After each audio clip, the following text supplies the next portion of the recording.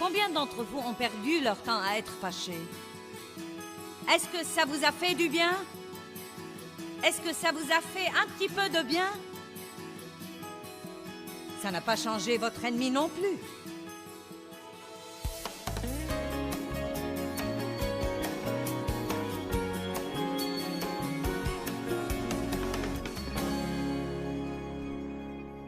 Comme quoi, vous pouvez vous apitoyer sur votre sort et être plein de ressentiment et dire à tout le monde ce que les gens vous ont fait. Vous pouvez raconter votre histoire dès maintenant jusqu'au jour où Jésus reviendra. Mais ça vous rendra de plus en plus malheureux. Ça ne portera aucun bon fruit.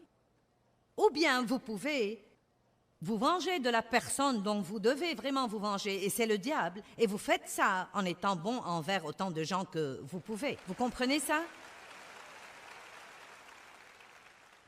Vous savez, je télécharge sur vous, en 1 heure ici, ce que j'ai mis 25 ans à apprendre.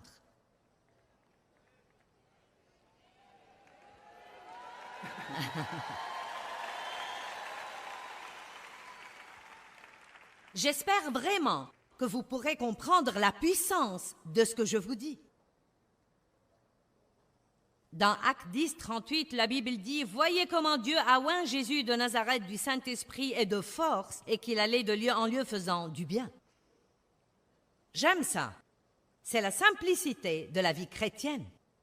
Ne laissez pas le diable devenir une pierre d'achoppement pour vous, pour être offensé au travail, et offensé à l'église, et offensé dans votre foyer, et offensé par votre mari ou par votre femme, et offensé par vos enfants, et offensé. Prenez la décision aujourd'hui de surmonter la colère et le non-pardon et de travailler pour être une bénédiction partout où que vous alliez. Maintenant, nous revenons de nouveau aux sentiments. Joyce, je ne peux rien changer à mes sentiments. Regardons Éphésiens 4, 26 et je partagerai avec vous un exemple que vous comprendrez. Verset 26. Quand vous vous mettez en colère, ne péchez pas. Vous n'aimez pas ça? Quand vous vous mettez en colère, ne péchez pas. Donc ce n'est pas la colère qui est le péché. C'est en faire ce qu'il ne faut pas. Une certaine colère pourrait être un péché si vous êtes une personne coléreuse, si vous vous mettez en colère à tout propos. Non, mais si quelqu'un vous a maltraité, vous allez vous mettre en colère. Quand vous vous mettez en colère, ne péchez pas, que le soleil ne se couche pas sur votre colère, votre fureur ou votre indignation. Donc, s'il vous arrive de vous fâcher le matin, vous avez le temps pour réparer. Mais si ça arrive 30 minutes avant d'aller vous coucher, c'est dur.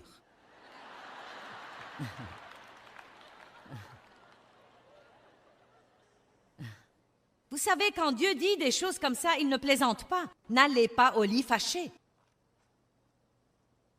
N'allez pas vous coucher fâché. On ne sait jamais quelle porte ça ouvre à l'ennemi. Mais je ne peux rien changer à mes sentiments. Peut-être que vous ne pouvez rien changer à vos sentiments, mais vous pouvez maîtriser ce que vous faites. Je me rappelle, il y a des années, Dave et moi nous disputions ou... Qui sait, il y avait toujours quelque chose pour se fâcher. Je ne me rappelle même pas la dernière fois où Dave m'a mise en colère. Je n'ai plus le temps de toucher à ça désormais.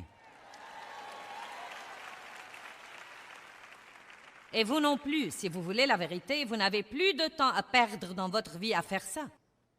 Combien d'entre vous ont perdu leur temps à être fâchés? Est-ce que ça vous a fait du bien?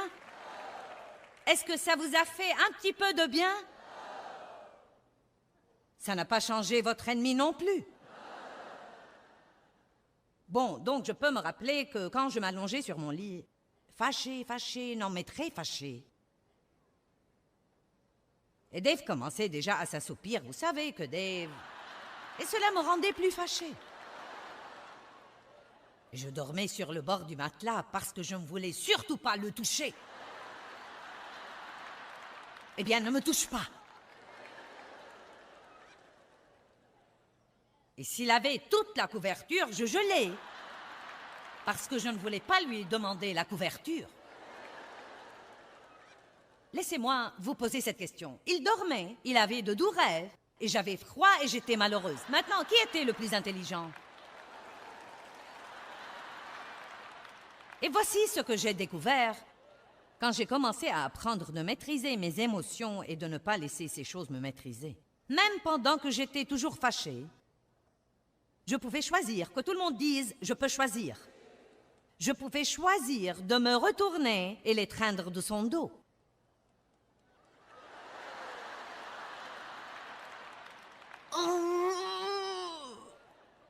Dieu ne m'oblige pas à faire ça. S'il te plaît. Mais vous savez, quand je le faisais, je me sentais tellement libérée. Vous vous sentez tellement libéré quand vous faites ce qu'il faut. Et c'est un si lourd fardeau quand vous savez au très fond de vous que vous êtes idiot et têtu et rebelle et vivant selon vos émotions. Vous pouvez prier pour quelqu'un, n'attendez pas d'en avoir envie. Quand je prie que mes ennemis soient bénis, je dois dire à Dieu, je ne peux même pas te dire que je veux qu'ils soient bénis, mais je vais prier.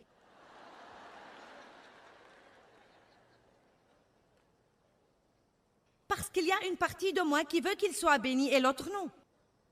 La chair et l'esprit. Mais je me suis résolue, je me suis décidée. Colossiens 3 dit, décidez-vous et restez décidés. Je pense à écrire un livre intitulé « Décidez et ne changez pas d'avis ». Notre problème est que nous prenons de bonnes décisions, mais dès que ça fait mal ou que c'est inconfortable ou que ça prend trop longtemps, nous changeons d'avis. Et donc nous passons toute notre vie à tourner autour des mêmes stupides montagnes. Amen? Pourquoi? Parce que quand la pression vient, nous ne résistons pas à la pression. Quand vous vous mettez en colère, ne péchez pas. Que le soleil ne se couche pas sur votre colère, votre exaspération. Verset 27, ne donnez pas une telle place ou accès au diable. Ne lui donnez pas ce genre d'occasion.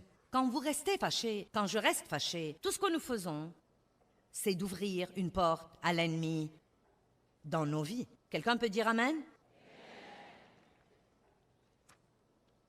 Dans Proverbe 29, 11, la Bible dit « L'insensé, sûr de lui, donne libre cours à toute sa colère, mais le sage la retient et la contient. » Nous ne pouvons donc pas agir par colère. D'autre part, vous ne devez pas réprimer votre colère. Apprenez à y faire face comme il faut. C'est pourquoi la première chose à faire, c'est d'en parler à Dieu. Dieu, je suis en colère, c'est vraiment blessant. Mais Dieu, je me fie à toi pour t'occuper de cette situation. Et je veux me comporter comme tu veux que je me comporte. S'il le faut, enfermez-vous dans une pièce quelque part et n'en sortez pas avant d'avoir une percée avec Dieu et de savoir que vous pouvez vous comporter comme Dieu le veut. Quand vous ressentez de la colère, de l'amertume ou du ressentiment et que vous ne vous en occupez pas, vous les accumulez, ils restent vivants en vous et ils se manifestent d'une autre façon. Et les gens chrétiens, les gens religieux, sont parfois très bons à faire semblant de ne pas être en colère parce qu'ils croient que la colère est un péché. Et donc ils n'admettent même pas qu'ils sont en colère et ils se comportent comme si tout allait bien, mais ils bouillissent à l'intérieur. Dieu a dit aux pharisiens, Jésus a dit aux pharisiens, vous ressemblez à un tas de sépulcres blanchis pleins d'ossements de mort. Je me demande comment les gens le recevraient aujourd'hui si je commençais un sermon comme ça. Peut-être que je dis ça, mais je le dis un peu plus gentiment que ça. Notre réalité est en nous. Ce n'est pas ce que nous feignons devant les autres. Notre réalité est ce qui se passe à l'intérieur de nous. C'est nos motifs, nos pensées, nos attitudes. Et je peux feindre autant que je veux que je suis la personne la plus sainte dans le voisinage, mais si mon cœur est plein d'amertume et de ressentiment, ce n'est pas agréable à Dieu. Et ça va se manifester d'une certaine façon. Peut-être dans la dépression. Peut-être que ça se manifeste dans différentes dépendances. Et ça peut aller des dépenses excessives, à l'excès de table, à beaucoup de choses différentes. Dans beaucoup des problèmes que les gens ont aujourd'hui, la racine du problème est la colère. Vous pouvez même être en colère à cause de la tournure qu'a prise votre vie. Je ne crois pas que la vie a été juste. J'ai essayé de faire ceci et cela, rien ne marche jamais pour moi. La pire chose à faire, c'est de vous mettre en colère à cause de ça. Vous dites, mais ça fait mal, je sais. Mais si vous faites ce qu'il faut, Dieu apportera une récompense et une rémunération.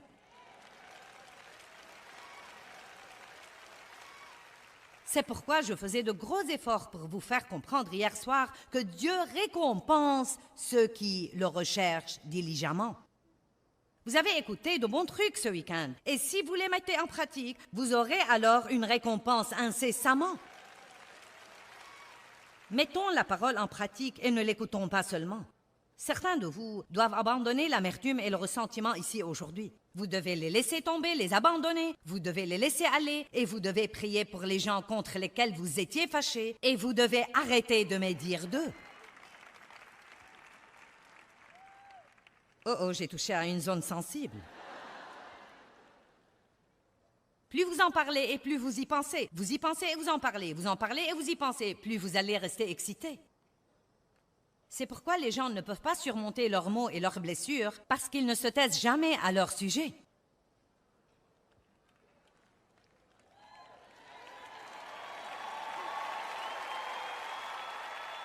Tout ce que ça fait, c'est de vous garder excité.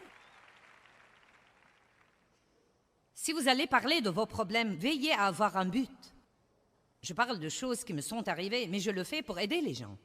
Je ne le fais pas parce que je suis pleine de ressentiment ou fâchée. Faites face à vos sentiments. Faites face à votre colère. Pensez logiquement. Ne pensez pas toujours à ce que quelqu'un vous a fait. Pensez plutôt à ce qu'il aurait traversé dans sa vie et qui l'aurait amené à le faire.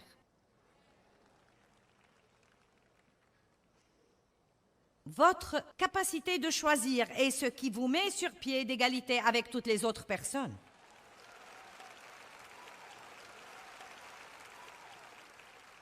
Si nous faisons de bons choix, nous aurons finalement de bons résultats. Regardons Matthieu chapitre 5.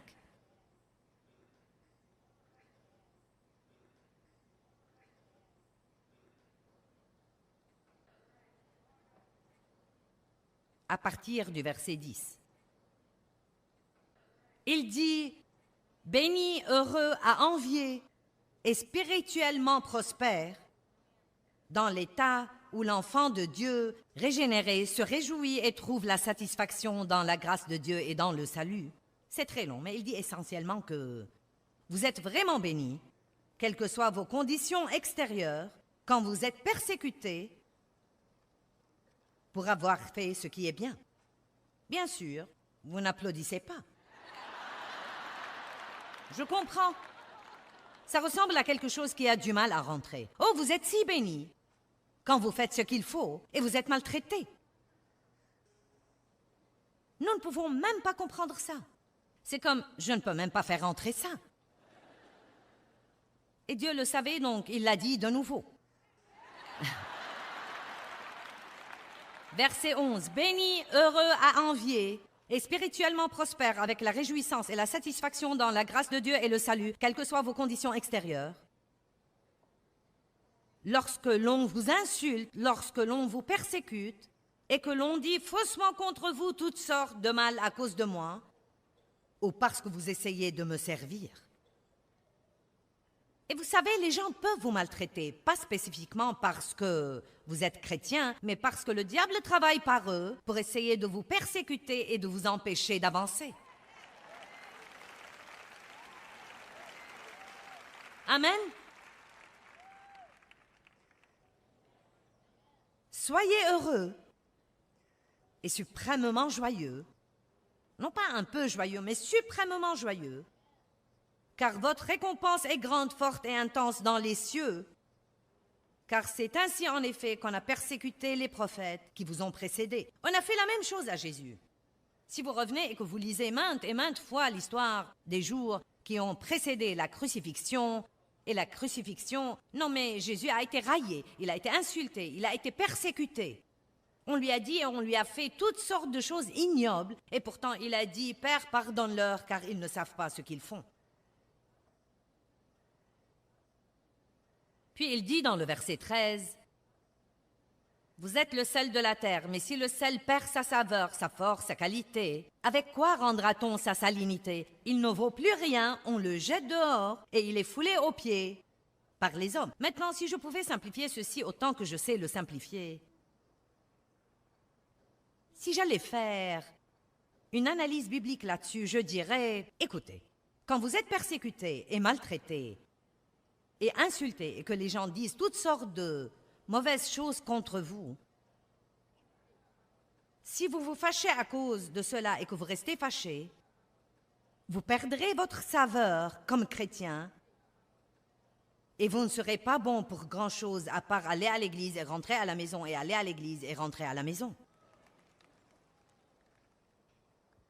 Vous êtes la lumière du monde. Une ville située sur une montagne ne peut être cachée. Et on n'allume pas une lampe pour la mettre sous le boisseau, mais sur le chandelier, et elle éclaire tous ceux qui sont dans la maison. Que votre lumière luise ainsi devant les hommes, afin qu'ils voient votre excellence morale et vos bonnes œuvres dignes d'éloges et nobles, et qu'ils reconnaissent et honorent et louent et glorifient votre Père qui est dans les cieux.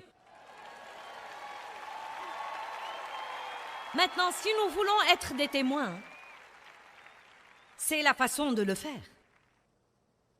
Les gens vous maltraitent?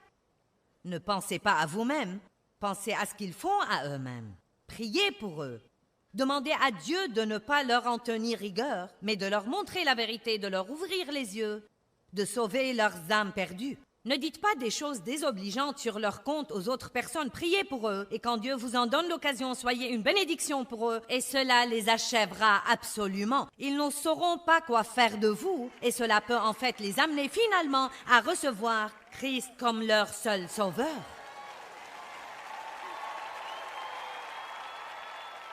Dieu nous demande de faire ça pour lui et pour son royaume. Pouvez-vous pardonner à quelqu'un aujourd'hui pour le royaume? Pouvez-vous laisser tomber des choses ici avant de quitter ce bâtiment? Combien d'entre vous êtes ici et vous avez besoin de mettre ceci en pratique dans un certain domaine de votre vie? Non, mais nous en avons tous besoin de façon générale, mais je dis, combien d'entre vous en ce moment seraient francs et diraient, il y a quelqu'un contre qui je suis fâché, j'ai ce genre de truc dans mon cœur, et il est temps qu'il s'en aille. Maintenant, je ne vous demanderai pas de regarder autour de vous parce que je ne veux embarrasser personne, mais c'était 80% de la foule. Et voilà le problème, ce n'est pas rare. Je pourrais aller prêcher ce message n'importe où et obtenir le même résultat. C'est ce qui ne va pas. C'est pourquoi nous n'avons aucune puissance. C'est pourquoi le monde n'est pas impressionné par les chrétiens. Il va falloir plus d'un autocollant et d'une croix accrochée à votre cou. Nous devons avoir du fruit. Nous devons laisser notre lumière luire. Et la première chose que nous devons faire, c'est de commencer par dire que la chose la plus importante est l'amour. Et vous n'aimez pas quand vous êtes plein de ressentiment et de non-pardon. Vous pourriez avoir 50 occasions toutes les semaines d'être offensé, et chaque fois que vous le serez, je veux que vous alliez quelque part et que vous disiez à haute voix « Je ne vais pas rester fâché ». Commencez à répondre au diable et à établir quelques directives. Quoi qu'il arrive, je ne vais pas vivre fâché. J'ai lu ça il n'y a pas très longtemps et je le pratique dans ma vie et c'est vraiment bon. L'homme a dit que chaque fois que vous commencez à prier, commencez comme ça. Père, je ne suis fâché contre personne et je n'ai aucun non-pardon dans mon cœur. Et si vous ne pouvez pas faire ça, vous devez vous arrêter là. Parce que la Bible dit que quand vous priez, si vous avez quelque chose contre quelqu'un, allez faire la paix avec lui. Sinon, vos prières ne seront pas exaucées. La prière d'un chrétien fâché est une perte de temps.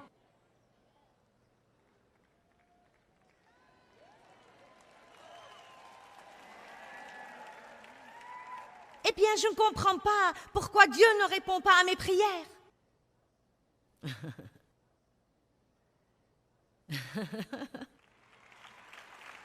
Vous devez résoudre ce problème, persister, persévérer, continuer malgré tout. Clôturons en pensant à Job ce matin. Job était un homme qui avait les plus gros problèmes qu'on puisse avoir. Sa femme lui a dit qu'il devrait mourir. Maudire Dieu et mourir. Êtes-vous content qu'elle ne soit pas votre femme?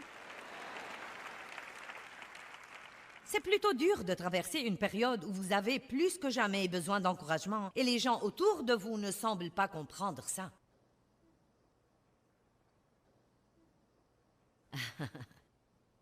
Eh bien, vous ne savez pas ce que je ressens. Non, ils ne savent pas. Ils sont absorbés dans leurs problèmes, souhaitant que quelqu'un sache ce qu'ils ressentent. Vous ne savez pas ce que je ressens. Eh bien, même quand les gens ne savent pas, il y a une personne qui sait toujours, et c'est Dieu. Il comprend toutes choses, il voit toutes choses, et il sait toutes choses. Il recueille nos larmes dans son outre. Dieu sait, il voit et il prend ça à cœur. Amen. Job était ses amis n'ont rien fait à part le critiquer. Pendant qu'il faisait cela, la Bible nous dit clairement qu'avant ce temps-là, avant cette grande épreuve qu'il a endurée, il avait entendu parler de Dieu, mais à la fin, il a dit « Mais maintenant, mon œil t'a vu. » Vous savez, quand vous commencez à connaître Dieu, dans vos périodes difficiles, pas dans vos bons moments, quand vous n'avez personne d'autre que Dieu, quand personne ne peut vous aider sauf Dieu. Ne méprisez pas ces jours-là, ils sont si précieux pour vous. Je sais que Dieu peut changer une vie. Je sais qu'il prend la tragédie et la transforme en triomphe. Je sais que nous ne devons pas être des victimes pour toujours. Je le sais parce que je l'ai expérimenté. Mais je n'aurais pas eu cette expérience si je n'avais pas persisté et persévéré. Et je crois que quand je prêche quelque chose, il y a une onction pour faire que ça se produise dans la vie des auditeurs. Et donc, je crois qu'il y a une onction qui vient sur vous et qui vient sur les gens qui nous regardent à la télévision, qui va faire que ça se produise dans notre vie. Je crois vraiment que ce que nous prêchons, les paroles sont ointes. Vous n'êtes pas venu ici aujourd'hui parce que vous avez voulu voir la dame de la télévision. Dieu avait une parole pour vous. Comme quoi, il est temps de surmonter la colère. Et donc, dans Job 42, 8 jusqu'à 10, je crois que pour avoir l'effet escompté, nous devrions prendre le temps de lire à nouveau la douleur dans la vie de Job.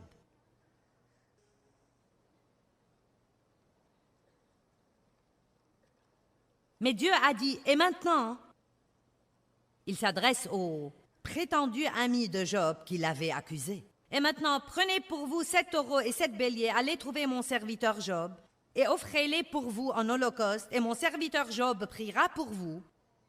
Et ce n'est que par égard pour lui que je ne vous traiterai pas selon votre folie.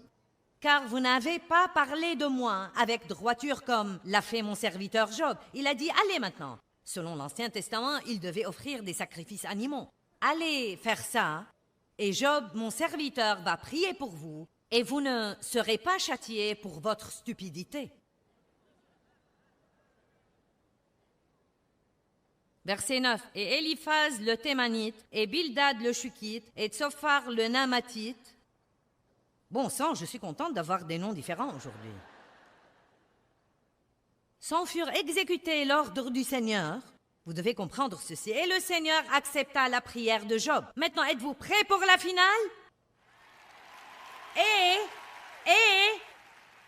après que Job ait prié pour ses ennemis qu'il avait ignoblement maltraités, et le Seigneur rétablit les affaires de Job et restitua sa fortune quand il eut prié pour ses amis. Et le Seigneur porta au double tous les biens de Job.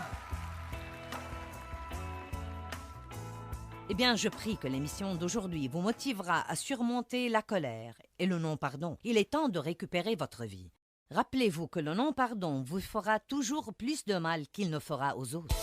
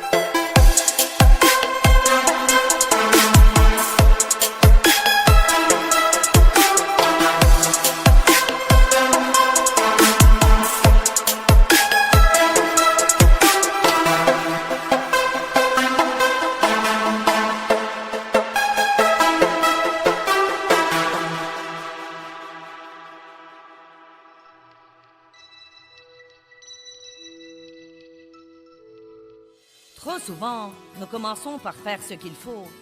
Et quand nous ne recevons pas une bonne réaction, nous changeons. Et nous reculons et nous faisons autre chose. Et ce que le monde a besoin de voir, puisque tout chez les chrétiens, c'est la stabilité.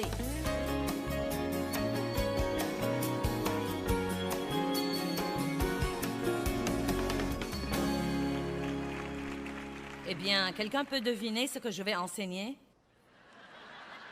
Nous mettons ça sur l'estrade pour voir à quel point vous êtes brillants. Le fruit de l'esprit, une des choses les plus importantes par lesquelles nous devons grandir et mûrir dans nos vies. Bien des fois, nous nous soucions excessivement des dons et nous ne nous soucions presque pas du fruit. En fait, Dieu peut vous donner un grand don, mais si vous ne travaillez pas pour développer le fruit de l'esprit, ce don peut devenir un vrai problème et il peut même devenir une chute dans votre vie. Car si vous avez une capacité, mais vous n'avez aucune humilité, tôt ou tard, cela va vous faire chuter. Et je vous encourage à étudier le fruit de l'esprit parce qu'il est extrêmement important. Pourquoi est-ce que j'ai tout ça? Eh bien, d'abord pour le garder devant vous tout le week-end. Mais je veux faire remarquer que je crois que tout le fruit de l'esprit vient de l'amour. Il commence par l'amour. Vous ne serez pas bon envers quelqu'un ou gentil avec quelqu'un si vous n'avez pas l'amour. Vous ne pouvez pas avoir la joie si vous n'avez pas l'amour. Ils commencent tous par l'amour. En fait, je crois que le fruit de l'esprit est l'amour et que le reste est le fruit de l'amour. Mais tout cela est maintenu en place par la maîtrise de soi. Ce n'est pas apprendre à maîtriser les autres, c'est la maîtrise de soi. Vous vous aimerez beaucoup mieux quand vous apprendrez à vous maîtriser. J'étais une chrétienne très radicale, des hauts et des bas, des hauts et des bas, des hauts et des bas. Et je ne pouvais ni maîtriser mes sautes d'humeur, ni ma bouche, ni ma pensée. Et j'étais malheureuse. J'étais vraiment malheureuse. Ce soir, je veux vous parler de la fidélité, du fruit de la fidélité. Certains croient que le fruit de l'esprit, c'est la foi, mais ce n'est pas ça. C'est la fidélité. Dieu est fidèle. N'êtes-vous pas content que Dieu soit fidèle? Combien d'entre vous sont vraiment contents que Dieu soit fidèle?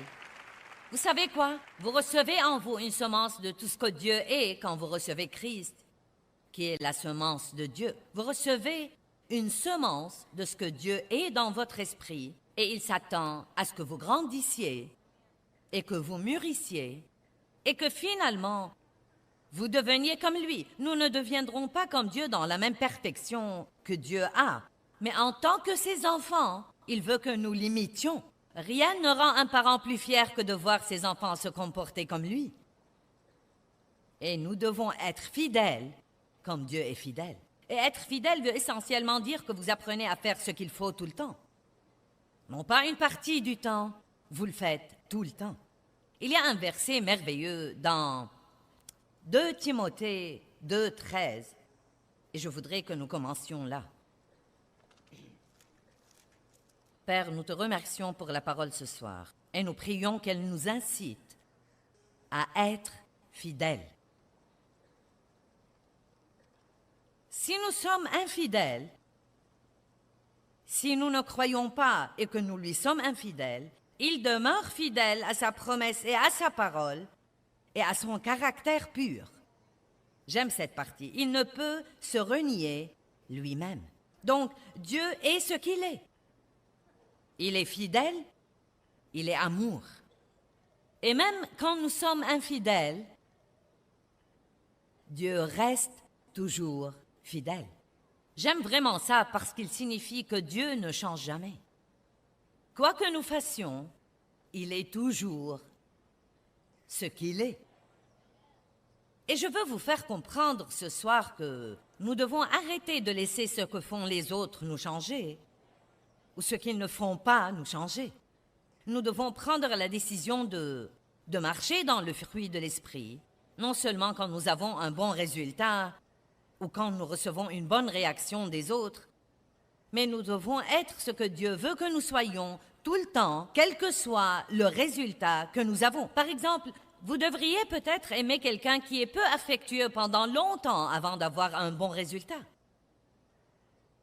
Vous devriez peut-être être tolérant et patient avec quelqu'un pendant longtemps avant de voir en lui le changement que vous aimeriez voir. Mais Dieu ne vous demande jamais de changer les gens. Il vous demande d'être ce que vous êtes censé être.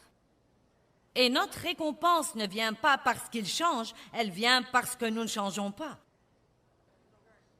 Trop souvent, nous commençons par faire ce qu'il faut. Et quand nous ne recevons pas une bonne réaction, nous changeons. Et nous reculons et nous faisons autre chose. Et ce que le monde a besoin de voir, plus que tout chez les chrétiens, c'est la stabilité. Non pas un tempérament qui change constamment, mais la stabilité. Non pas sur la base de... Nous ne faisons pas ce qu'il faut sur la base de la récompense que nous recevrons. Nous faisons ce qu'il faut parce qu'il est bien. Et la récompense viendra finalement, mais nous ne savons pas quand. La Bible dit que si vous ne vous lassez pas de faire le bien, vous moissonnerez au temps convenable ou au temps nommé ou quoi que ce soit. Et personne ne le sait à part Dieu. Il y a très longtemps, quand j'étais jeune et que j'étais appelée au ministère, je suis toujours jeune, mais j'étais plus jeune à l'époque. J'étais appelée au ministère. J'avais un rêve pour ma vie. Qui de vous a un rêve pour sa vie? Soyons francs, rien ne semble bouger. C'est tout à fait comme... Vous avez votre rêve là et vous n'avez pas les résultats rapides que vous aimeriez avoir. Combien d'entre vous avez un rêve mais vous n'avez pas les résultats rapides que vous aimeriez avoir? Combien d'entre vous croient depuis longtemps? Longtemps déjà. Bon, écoutez.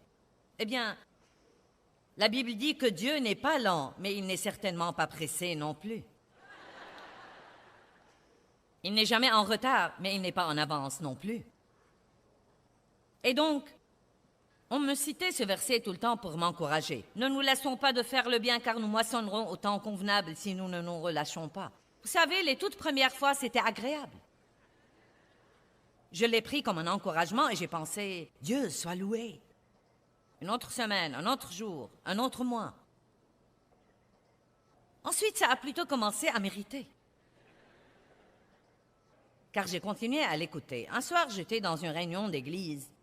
Il y avait 60, 70 personnes. Et il y avait un homme qui avait un don prophétique qui prêchait ce soir-là. Et j'étais très découragée, très lasse et fatiguée d'attendre. Et il a dit, oui, toi, la jeune femme dans telle et telle place et telle rangée. Eh bien, le Seigneur te dit. Et je pense, ouais! Maintenant, je vais avoir beaucoup de conseils de Dieu.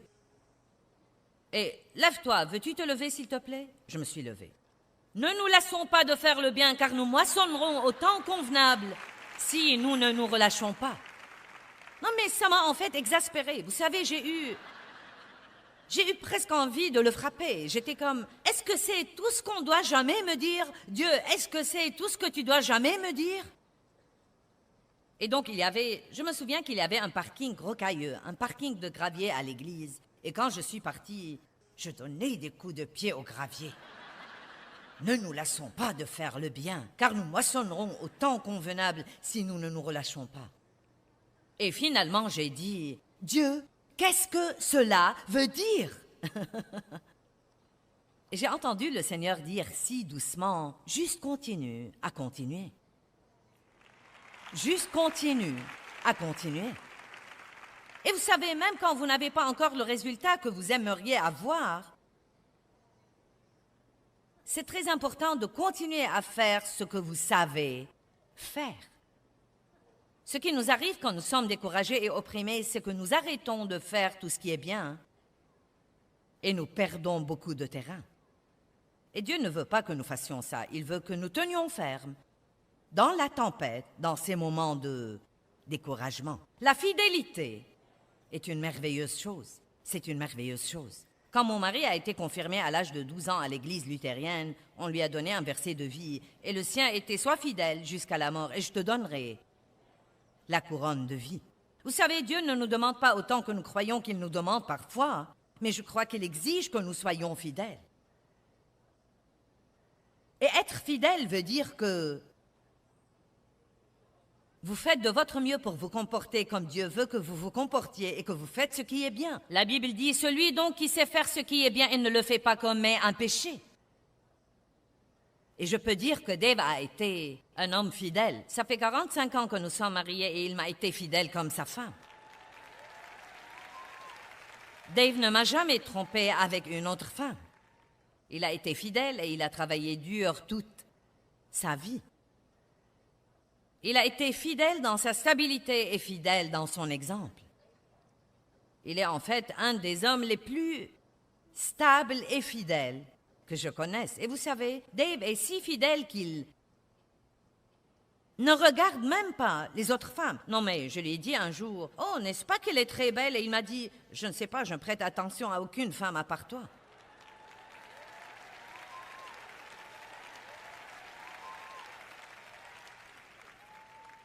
Ou bien il dit, « Eh bien, tu sais, je ne sais pas si elle est belle ou non, tu sais. Tu es ma femme, tu es belle, je te regarde à toi. Et je suis heureuse de dire que j'ai été fidèle à Dave pendant 45 ans. Maintenant, si vous êtes là et que vous avez fait des erreurs sur ce plan, ça ne veut pas dire que vous ne pouvez pas être pardonné, mais c'est mieux d'être fidèle. C'est mieux de faire ce qu'il faut que de faire ce qu'il ne faut pas. Ne nous laissons pas de faire le bien, car nous moissonnerons au temps convenable si nous ne nous relâchons pas. Dieu est le chef et le consommateur de notre foi. Il ne commence pas les choses et ne les finit pas. Il finit toujours ce qu'il commence. Dieu finit toujours ce qu'il commence. Celui qui a commencé en vous une œuvre excellente est bien capable d'en poursuivre l'achèvement. Et nous devons finir ce que nous commençons. Nous devons finir ce que nous commençons. Ça fait partie de la fidélité, de ne pas juste commencer les choses. Vous savez, il ne faut pas beaucoup de caractère pour commencer les choses. N'importe qui peut commencer quelque chose, car avec toute nouveauté, vous avez beaucoup d'émotions. Vous n'avez pas encore eu les problèmes que vous aurez si vous le finissez. Beaucoup de fois, les gens vous applaudissent et vous acclament « Oui, oui, oui, allez, allez ». Mais quand ils s'en vont tous et qu'il ne reste personne que vous et le travail dur et parfois le jugement et les critiques et les gens qui rient et se moquent de vous et même les gens qui vous disent d'abandonner. Dans ces moments-là, nous découvrons qui est fidèle et qui n'est pas fidèle. Les paroles ne coûtent rien. N'importe qui peut dire « je vais faire ceci et cela, je vais faire ceci et cela », mais pour finir, j'aime ce que Jésus a dit dans Jean 17, 4. « Père, glorifie-moi maintenant, car j'ai achevé l'œuvre que tu m'as donnée à faire. » Paul a dit, « Si seulement je pouvais achever ma course avec joie. » Les grands hommes et femmes de Dieu, les patriarches que nous voyons dans la Bible, ont fini ce qu'ils ont commencé. Et nous pouvons commencer même par finir de petits projets que nous commençons à la maison.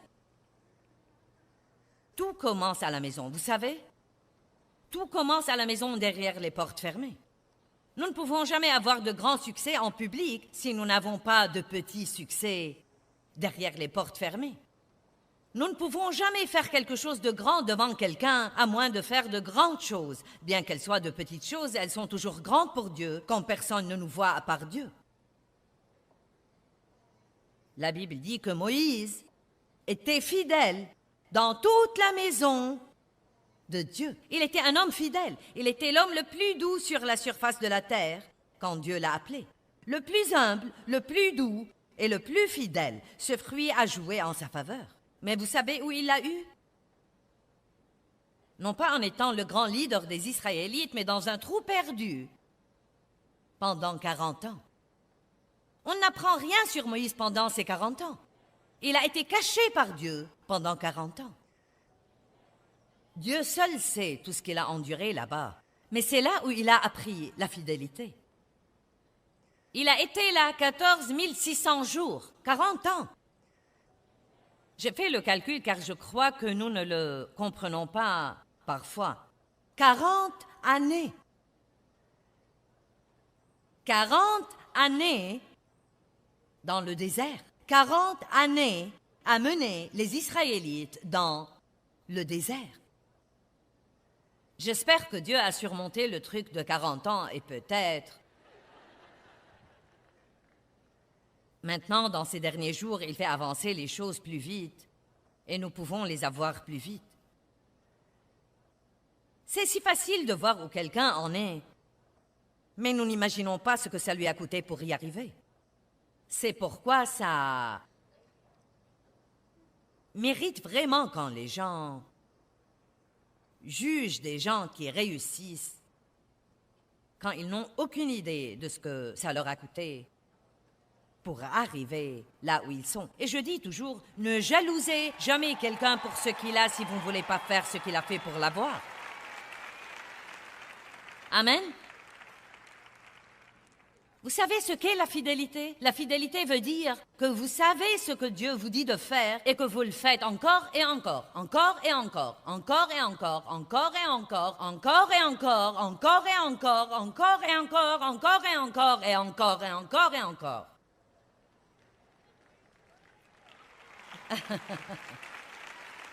Peut-être que si je me tiens debout ici pour 45 minutes et que je dise encore et encore, encore et encore, nous comprendrons ça. Au moins quand quelqu'un dira demain, « Eh bien, qu'a prêché Joyce hier soir? » Vous ne l'oublierez sûrement pas comme c'est normalement le cas. Au moins, vous pourrez dire encore et encore, encore et encore, encore et encore. J'en ai eu plus qu'assez de l'entendre dire encore et encore, encore et encore. Quand nous faisons ce qu'il faut, nous aurons une récompense. Mais je ne crois pas que ce soit une bonne raison pour faire ce qui est bien. Je crois que nous nous embrouillons à ce propos, vous savez.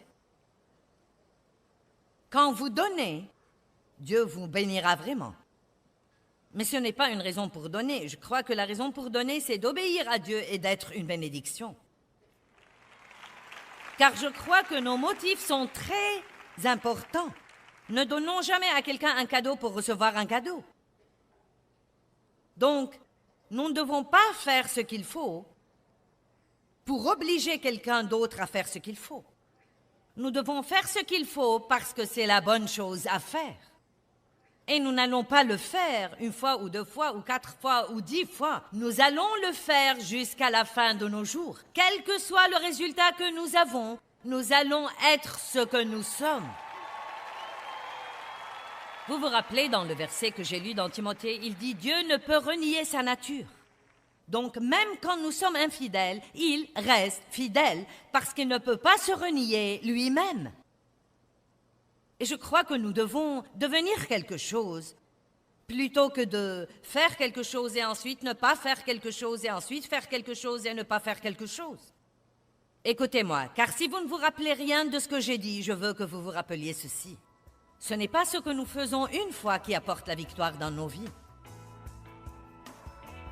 C'est ce que nous faisons encore, et encore, et encore, et encore, et encore, et encore, et encore, et encore, et encore, et encore, et encore. Eh bien, vous savez, la fidélité, dans le fond, c'est simplement continuer de faire ce qu'il faut encore et nous assurer que les choses vont arriver à bonne fin. C'est très facile de commencer les choses, mais tout le monde ne les finit pas.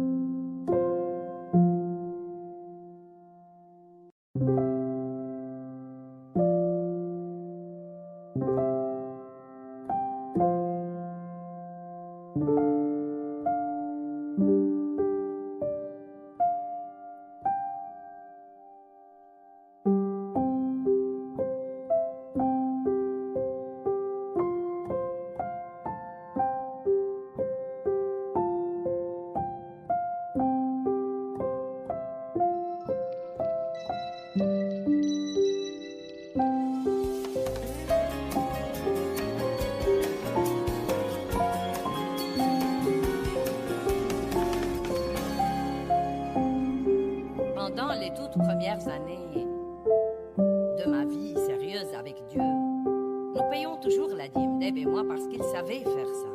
On lui avait enseigné à payer la dîme à l'église où il a grandi. Donc nous faisons ça depuis que nous sommes mariés, mais nous avons appris plus sur le don et nous avons commencé à donner plus. Et ce faisant, j'ai senti cet appel de Dieu sur ma vie. Et à l'époque, je ne faisais que 2 ou 3 études de Bible à la maison. Et j'ai fait ça pendant 5 ans et on ne me payait rien pour ça. Nous avions un besoin financier énorme car j'avais quitté mon travail pour étudier pour le ministère. C'était trop tard pour aller à l'université de théologie. J'avais 3 enfants à l'époque et j'en ai eu un autre plus tard. Donc, j'ai dû aller à l'université du Saint-Esprit. Et c'est la meilleure université de toute façon. Mais je dis d'avoir toute l'instruction que vous pouvez avoir. Mais si vous n'êtes pas en mesure d'aller à l'université, ne croyez pas que Dieu ne peut pas vous utiliser. Et nous avions besoin tous les mois de $40 pour pouvoir payer nos factures. Quand j'ai quitté mon travail, ça nous a laissé dans une situation où il nous manquait $40 juste pour payer les factures. Non pas pour l'achat de vêtements, non pas pour réparer un pneu crevé, rien d'extra. Et ces jours-là étaient très durs pour nous et je croyais que sûrement après avoir fait ce sacrifice, ce grand sacrifice, que, vous savez, Dieu allait intervenir et faire des miracles inouïs. Eh bien, il a vraiment fait des miracles. Tous les mois, nous avions un miracle et nous payions nos factures. Mais pendant de nombreuses années, je sortais avec toute la foi dont j'étais capable, avec 2 ou 3 dollars, et je cherchais des chaussures pour mes enfants dans une brocante à domicile, et je trouvais à 2 dollars une paire de tennis toute nouvelle qui était à la pointure d'un de mes enfants. Et c'était comme « Merci, Jésus ». Et je ne méprise pas du tout le jour de ces petits commencements, bien que je les ai méprisés à l'époque. Je ne les méprise pas maintenant parce qu'ils étaient très essentiels pour m'apprendre ce qu'était la foi.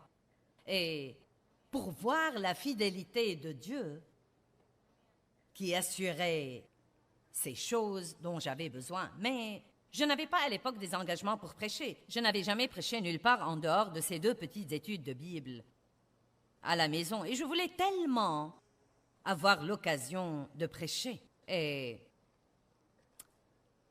un jeune ami à moi était aussi dans le ministère et il a commencé à avoir plus d'occasions que moi. Et un jour, il est passé, après avoir été en déplacement et fait 2 ou 3 engagements pour prêcher. Il était tout excité. Il est passé pour me raconter le week-end merveilleux qu'il avait passé en déplacement et que les offrandes étaient géniales et que 2 ou 3 personnes étaient venues lui dire qu'elles voulaient faire équipe avec lui. Et il était tout excité. Et tout à coup, il s'est arrêté et s'est rendu compte. Je me demande comment elle prend ça. Et il a dit, « Est-ce que ça va si je te raconte ça? » J'ai dit, « Oh oui, oui, le Seigneur soit loué. » Merci, Jésus. Non, mais je faisais de gros efforts pour être heureuse pour lui. Mais vous savez, il y avait une partie de moi qui pensait, « Dieu, quand est-ce que mon heure va venir? » Maintenant, voici ce que je veux vous dire. Bien des fois, Dieu vous fera ça exprès. Il fera en sorte que quelqu'un d'autre vienne vous raconter qu'il a eu ce que vous-même vous espériez désespérément. Et il se peut même que ce soit quelqu'un qui est loin d'être aussi spirituel que vous. Et vous ne pouvez pas comprendre pourquoi Dieu a fait ça pour lui et non pour vous. Et ensuite, c'est un autre genre de truc de Dieu parce qu'il nous montre le jugement, l'orgueil, tout ça. Et c'était une journée dure pour moi, mais c'était une journée de victoire, car quand il est parti, je me suis jetée en travers du lit de ma fille et j'ai piqué une crise royale. J'ai gémi et je me suis plainte et j'ai pleuré et j'ai fait de mon mieux pour amener Dieu à me plaindre. Combien d'entre vous savent que nous essayons parfois d'amener Dieu à nous plaindre? Je ne sais pas si les hommes s'embarquent dans ça ou pas, mais nous, les dames, nous pouvons faire semblant. Ça suffit, Dieu, j'abandonne. Je ne peux plus faire ça désormais, Dieu, j'abandonne. Et vous savez que vous n'abandonnerez pas, même quand vous dites ça. Qu'allez-vous faire d'autre? Vous n'avez rien pour y revenir. Nous devons piquer notre crise, croyant que ça va impressionner Dieu. Vous savez, Dieu est compatissant, mais il ne nous plaint pas. Il y a une différence. Et je me suis allongée sur ce lit et j'ai pleuré, et j'ai pleuré, et j'ai dit, Dieu, nous donnons, et nous donnons, et nous donnons, et j'ai quitté mon travail, et tous les mois, nous économisons sou par sou, et nous n'avons jamais rien d'extra. Je veux attirer votre attention sur le fait que quand les Israélites ont voyagé dans le désert 40 ans, leurs chaussures et leurs vêtements ne se sont pas usés, mais ils n'en ont jamais eu de nouveau. Il y a un message là, si vous voulez le comprendre ou non. Vous savez, nous venons du pays du manque avant d'aller dans le pays de l'abondance. Et donc, je me suis allongée sur ce lit en pleurant et en faisant toute une scène, mais j'ai pris une décision. Et après avoir fini ma petite crise, j'ai dit à haute voix à Dieu, « Je vais continuer à payer la dîme et à donner. Si je fais ça toujours, jusqu'à la fin de mes jours, et que je n'ai pas de résultat, je vais continuer à le faire, parce que je sais que c'est bien. » Et ce jour-là, quelque chose a craqué dans le royaume de l'esprit, et je peux sincèrement vous dire qu'à partir de ce jour-là et jusqu'à maintenant, nos finances ont commencé à changer et à prospérer. Transiger veut dire faire un peu moins que ce que nous savons être bien. C'est ce que veut dire transiger. Quand vous êtes en retard pour un rendez-vous et que vous ne seriez pas en retard, si vous aviez fait ce que vous auriez dû faire, vous transigez. Quand vous venez à l'église, 20 minutes après le début de l'adoration, ça va si je vous marche sur les pieds, car je ne reviendrai pas ici avant un an. Si semaine après semaine après semaine, vous venez en retard à l'église et vous dérangez tous les autres qui essayent d'adorer Dieu, vous transigez, car nous savons que ce n'est pas bien. Et je crois que nous causons des dégâts incroyables à nos esprits par tous ces petits compromis. Car quand nous commençons à trouver des excuses, je suis en retard à cause du trafic, et ce n'est pas la vérité. Nous ne nous sommes pas levés à l'heure, nous n'avons pas fait ce que nous aurions dû faire. N'importe qui peut être en retard parfois, mais si vous êtes en retard tout le temps, c'est un truc de caractère. C'est un compromis de parler négativement parce que nous savons que nous ne devons pas faire ça. Compromis.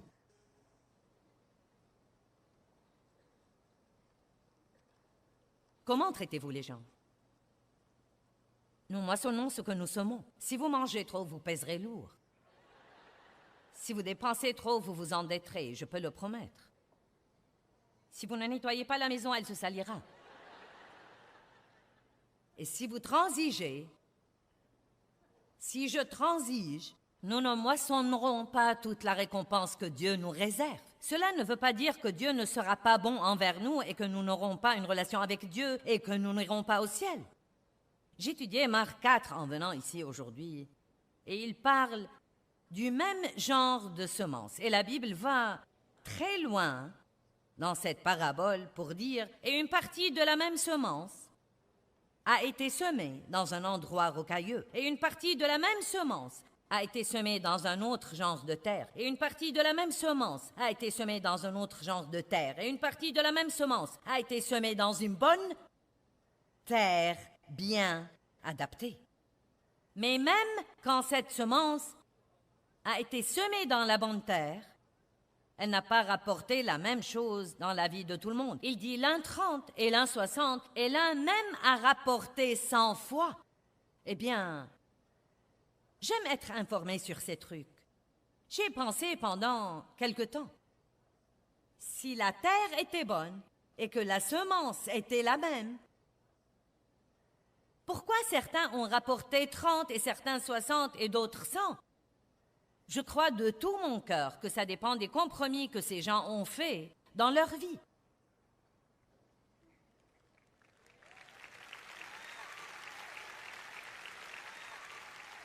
Vous savez, allez à Jean 15, où il dit « Certains portent du fruit, Certains portent du fruit plus excellent et certains même portent du fruit qui demeure. Donc il y a différents genres de fruits. Si vous revenez à Moïse, quand il est allé prendre les 10 commandements, il y avait un certain nombre du peuple qui sont allés avec lui au bas de la montagne à un certain niveau. Et ensuite, 2 ou 3 autres sont allés avec lui au niveau suivant. Et ensuite, un de plus au niveau d'après. Mais seul Moïse a pu aller au sommet. Vous pouvez être aussi proche de Dieu que vous le voulez. À quelle distance voulez-vous être? Quel prix êtes-vous prêt à payer? Vous lèverez-vous tôt pour être avec Dieu? Ferez-vous 15 minutes en moins de télé la nuit pour passer du temps avec Dieu? Donnerez-vous ce que Dieu vous dit de donner?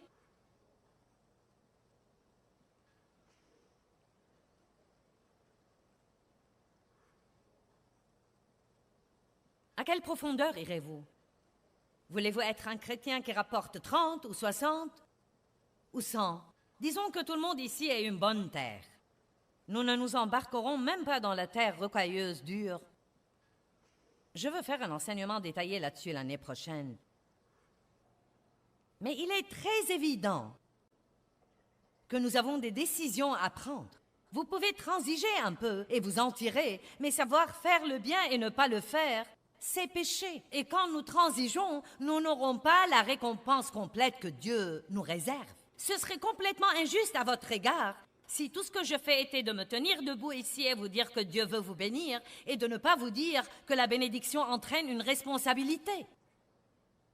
Je ne vous rends aucun service en faisant ça, car vos espoirs seront vraiment anéantis. Je vais trouver quelqu'un qui sourit. Nous aimons entendre « Dieu va vous bénir, Dieu veut vous bénir, Dieu va vous bénir ». Et il veut vraiment vous bénir. Oh mon Dieu, il veut vous bénir. Oh, il veut vous bénir.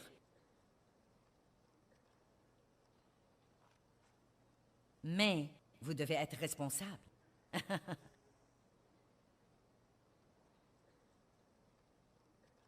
J'aurais voulu avoir 3 heures de plus, mais je ne les ai pas.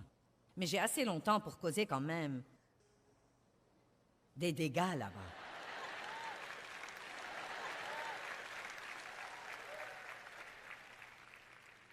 Allons rapidement à Matthieu 25. Non pas qu'on puisse faire Matthieu 25 rapidement et lui rendre justice. Mais j'espère que vous le connaissez assez bien que nous pouvons faire quelques remarques. Matthieu 25 raconte 3 histoires distinctes, chacune d'elles très puissante. Il commence par 10 vierges, 5 insensés et 5 sages. Celles qui étaient sages, car quand elles sont allées attendre le marié, elles ont non seulement pris leur lampe, mais encore de l'huile en plus. Matthieu 25, 3.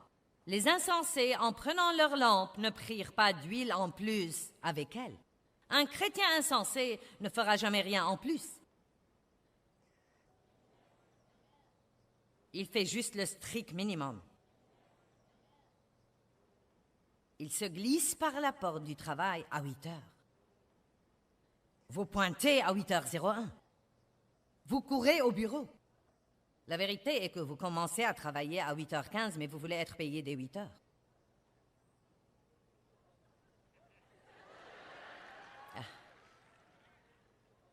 Mais le chrétien sage sera là à 8h moins 10 pour ne pas être sous pression. Il ne se sent pas du tout coupable. Le chrétien insensé s'assoira et jouera sur Internet quand personne n'est là. Il cherchera des trucs pour lui. Et ensuite, quand il est convaincu, on ne me paye pas assez de toute façon.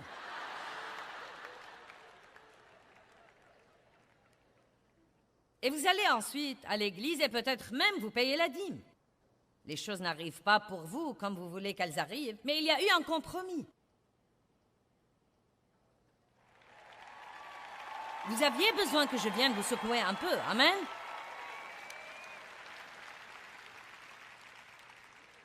Il y a eu un petit compromis. Et vous savez, si vous ne savez pas une chose, vous n'en êtes pas responsable. Mais quand vous savez, et si vous ne saviez pas avant de venir ici ce soir, vous savez maintenant. Donc, vous ne pourrez plus rentrer à la maison et être dans le groupe des insensés désormais.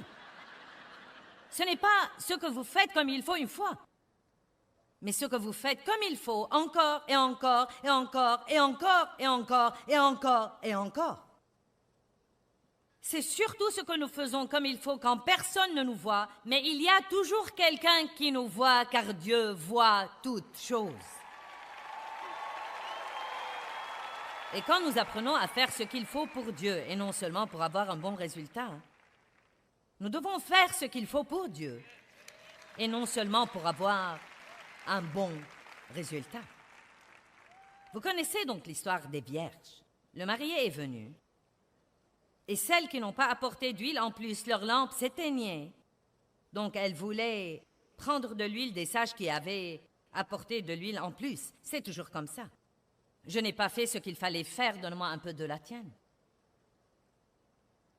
Et quand elles sont arrivées à la noce, il a dit, je ne vous connais pas. L'exemple suivant est de 3 serviteurs qui ont reçu des talents. L'un 5 talents, l'autre 2 talents, l'autre un seul. Chacun a reçu selon ses capacités personnelles. Celui qui a reçu 5 les a investis et a gagné 5 autres. Celui qui a reçu 2 les a investis et a gagné 2 autres. Celui qui a reçu un seul a creusé un trou dans la terre et l'a caché parce qu'il avait peur. Quand le maître est revenu pour régler les comptes, et c'est ce qu'il fera, il leur a fait rendre compte de ses talents. Il nous demandera, qu'as-tu fait de ta vie? Qu'as-tu fait de ton temps? Combien de personnes as-tu aidé? À quelle profondeur et à quelle hauteur es-tu allé?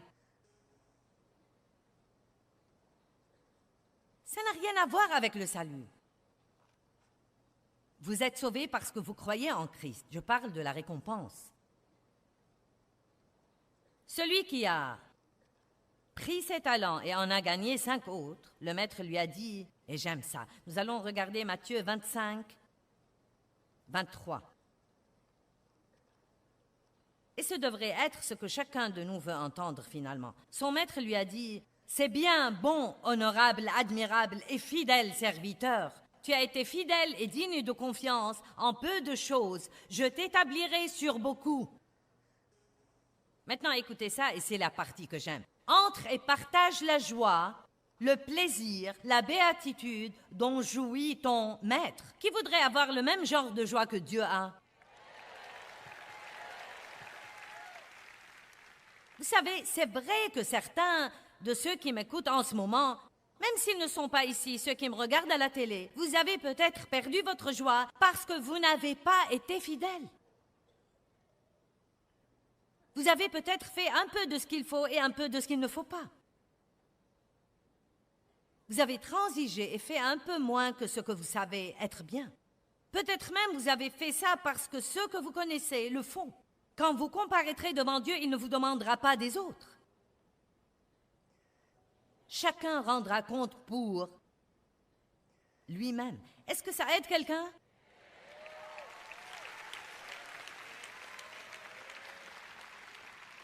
Quelqu'un prend des décisions? Je ne veux pas que vous m'écoutiez seulement, je veux que vous preniez des décisions. Est-ce que vous avez pensé à quelques domaines dans votre vie où vous pourriez peut-être vous élever? Ce n'est pas pour vous condamner. Dieu nous donne sa parole pour nous encourager, mais aussi pour nous réprimander. Ce n'est pas bon d'aller à l'église toutes les semaines seulement pour être encouragé. Parfois, vous avez besoin d'une fessée. Amen? J'ai quelque chose qui va vous aider à être fidèle. Et vous n'allez pas aimer ça, mais... Est-ce que vous voulez l'entendre? Ne vous attendez pas à des résultats immédiats.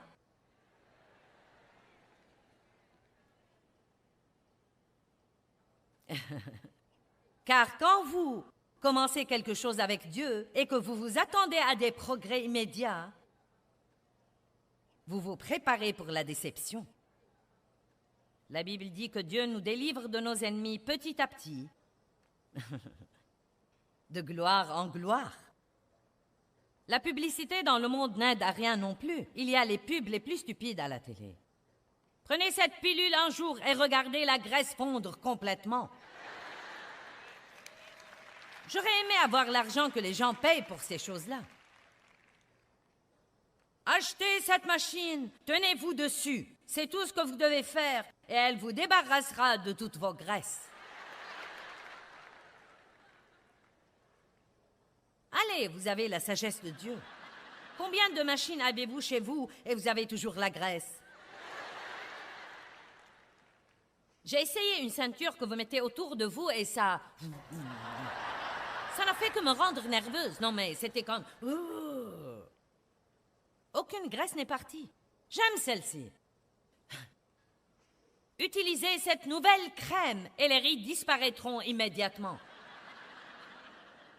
Ça ne marche pas. Je me suis enduit la peau de tout ce dont on peut s'enduire.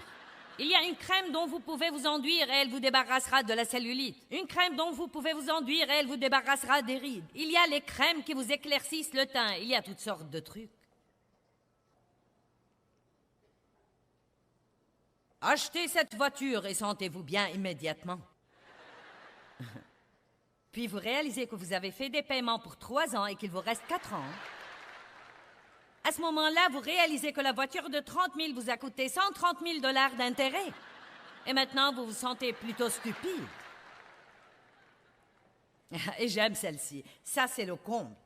Achetez ce parfum et vaporisez-le sur vous et il attirera l'homme que vous désirez dans votre vie. Ce parfum pourrait même ne pas vous aller. Il pourrait ne pas aller avec la chimie de votre corps et il pouvait vous faire puer.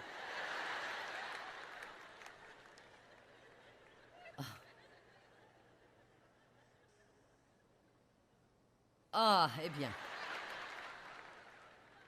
Et vous savez pourquoi les gens achètent ces trucs? Parce que nous cherchons toujours quelque chose pour rien. J'ai dit que nous espérons toujours cette chose miraculeuse que Dieu va faire où nous ne devons faire aucun effort et nous ne devons pas attendre très longtemps. La patience est un fruit de l'esprit et c'est exactement ce qu'elle veut dire. Longue attente. Longue attente. Tant que la terre subsistera, il y aura pour les semailles un temps et pour la moisson un temps. Oups, ralentissons un peu. Tant que la terre subsistera, il y aura pour les semailles un temps, et plus de temps, tant de temps, je crois que je vais m'arracher les cheveux, temps, et plus de temps, et ensuite, la récolte.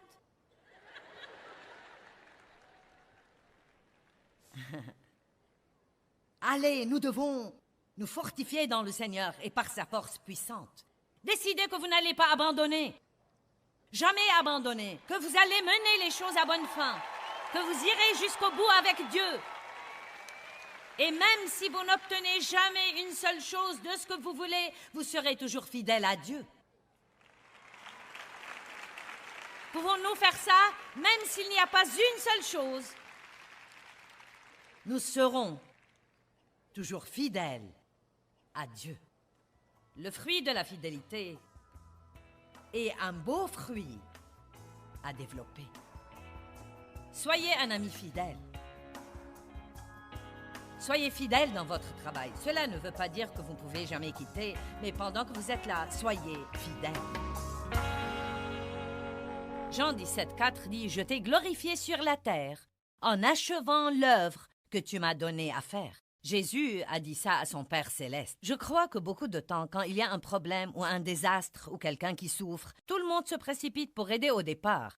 Mais parfois, c'est tout ce qu'ils font pendant que les gens gardent leurs problèmes pour très, très longtemps. Vous savez, il faut longtemps pour se remettre d'un désastre. Et donc, je suis contente que par votre partenariat avec nous, nous puissions rester fidèles à ces situations et les mener à bonne fin.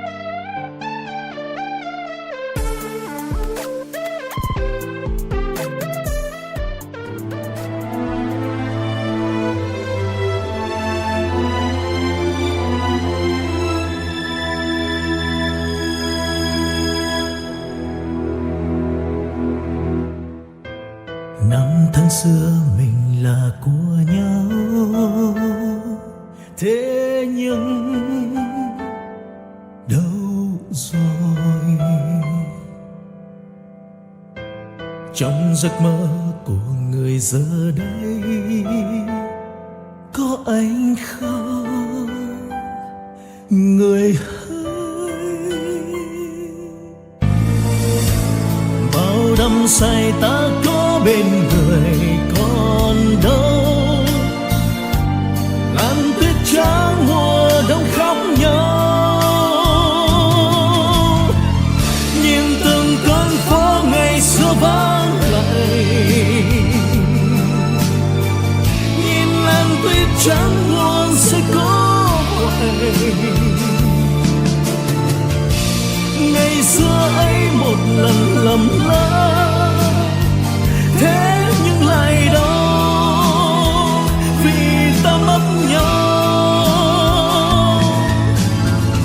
Người không thứ tha đời ta ngỡ ngàng, để cho thương nhớ về trong lỡ làng. Ngày ta xa một ngày mùa đông, tuyết rơi lạnh cóng, xót xa hoài mong.